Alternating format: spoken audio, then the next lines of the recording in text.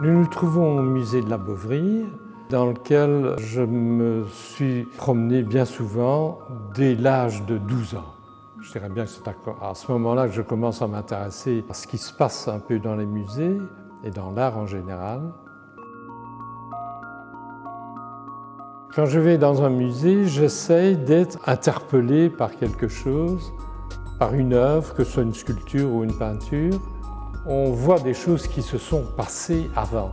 La part du passé, de ceux qui nous ont précédés, est très importante pour la formation de l'esprit, pour la formation de la culture, pour nous informer sur les sensations que ceux qui nous ont précédés avaient.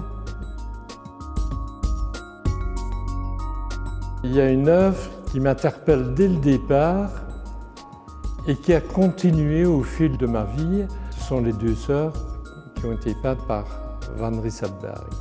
C'est un tableau étonnant parce que les personnages, on a l'impression qu'ils sont en deuil de quelque chose, de quelqu'un.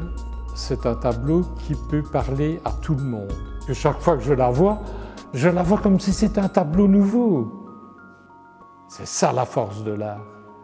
C'est quand elle perpétue notre sentiment et notre émotion au fil du temps. J'ai vu dernièrement dans un musée extrêmement fréquenté, les gens ne font que des selfies pour pouvoir exister par rapport à l'œuvre, pour vraiment prouver qu'ils y sont allés et qu'ils s'attribuent et qu'ils contextualisent un petit peu leur identité par rapport à ça. Le discours narcissique et infantile continue. Et c'est touchant. Le musée, c'est non seulement voir, mais après, il y a toujours un discours, il y a toujours une conversation sur l'émotion qu'on a ressentie. Quand on sort d'un musée, on fait le bilan de sa visite.